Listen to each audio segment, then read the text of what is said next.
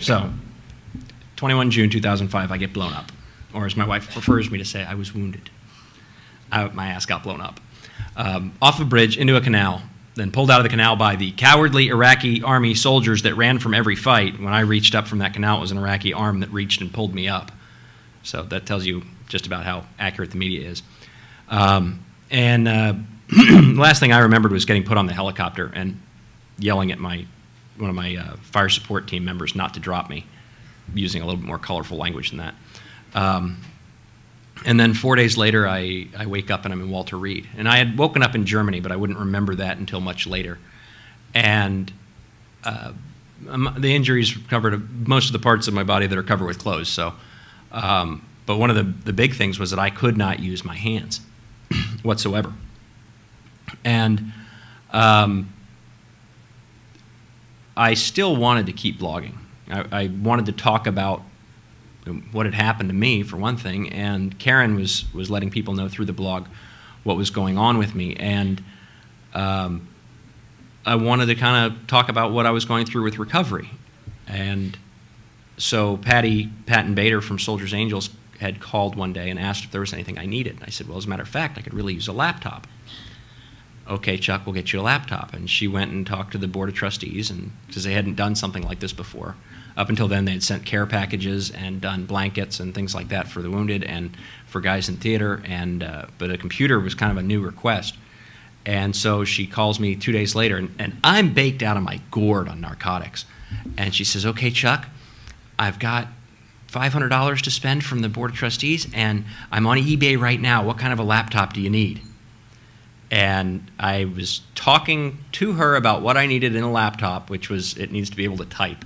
And she had never used eBay before, and she's reading me the descriptions, and I'm trying to tell her what a good deal is. And finally, I was just like, you know, Patty, just buy it and send it to me. So a few days after that, I get a laptop. And it was at that point that I realized that if you can't use your hands, a laptop makes a nice paperweight.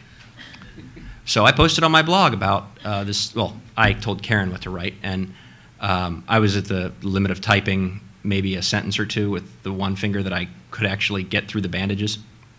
And so Karen wrote a post for me that basically said, hey, I want to buy this software called Dragon Naturally Speaking, and it runs a few $100s, and you know, would anybody be willing to donate for that? Not realizing that at that point in my life, I could have asked my wife for an awful lot of stuff, and she'd have just gone out and bought it, and I sometimes wish I could go back to then just so I could start rattling off Christmas lists. And so the next morning, and I posted that at like midnight, the next morning I get an email from a guy. He says, Chuck, check your Amazon account. Check my Amazon account, and he had donated the entire cost of the software. Just gave me a blank check to buy it. So I got the software, stuck it in the laptop, mind you, gooned out of my skull on narcotics.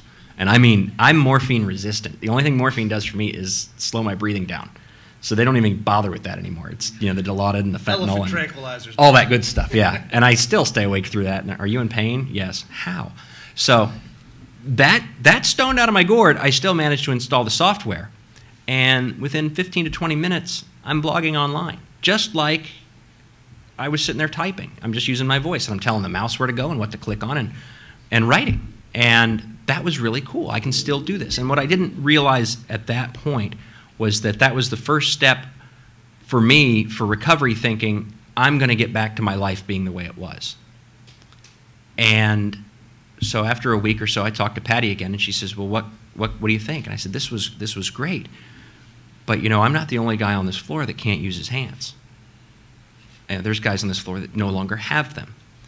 I said, would there be a way for us to set up lending libraries of these laptops to where people could come in, they'd get a laptop with the software on it, they could use it, and then when they went home, we give them a copy of the software to put on their home computer.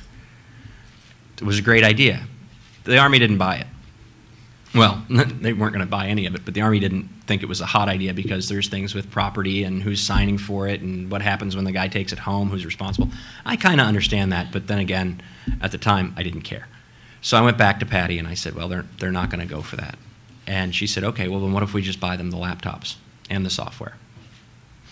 Okay, wow, how are we going to do that? So we started asking for donations, and it went through the Veterans Day period when we said, let's do a fundraiser on the mill blogs. You can vote for, or you can donate for any branch of service that you want to.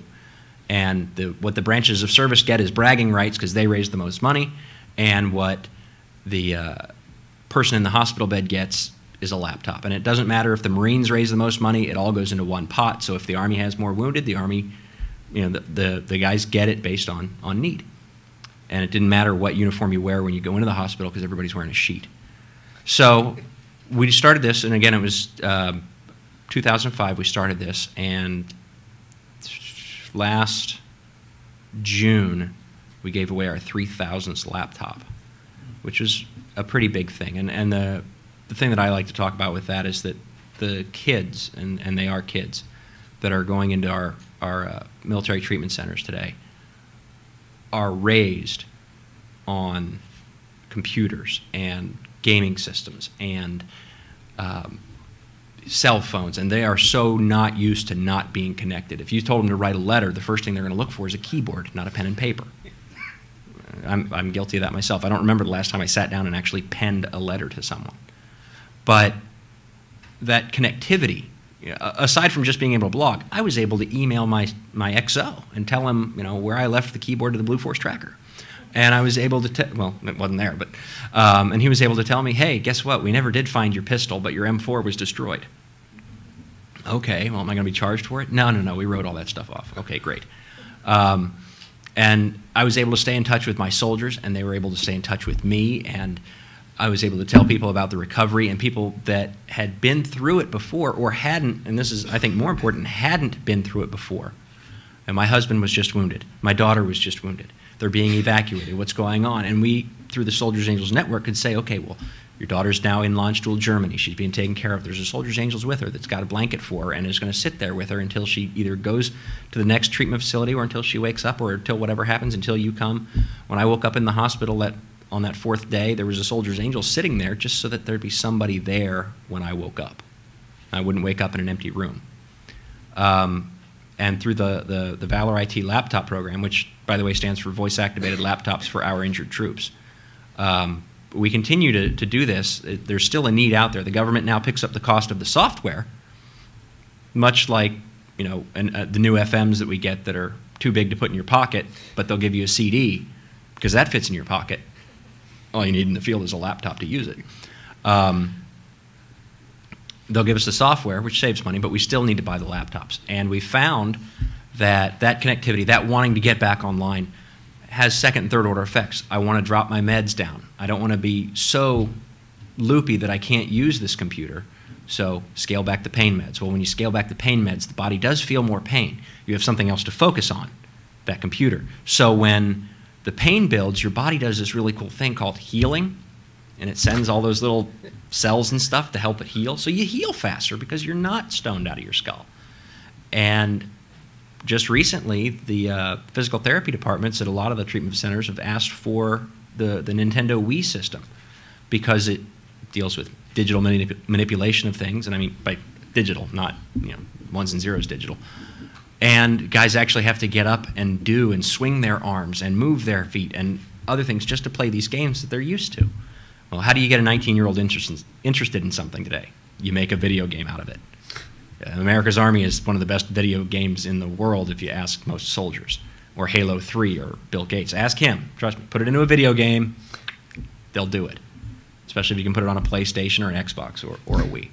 And so this year we're also including in the Valour IT program those entertainment game systems to go to the hospitals, to go into the physical therapy departments and the occupational therapy departments. But it's, of all the things I never thought I'd be doing, Valour IT is definitely at the top of the list, and it's, aside from fatherhood, the most rewarding thing in my life.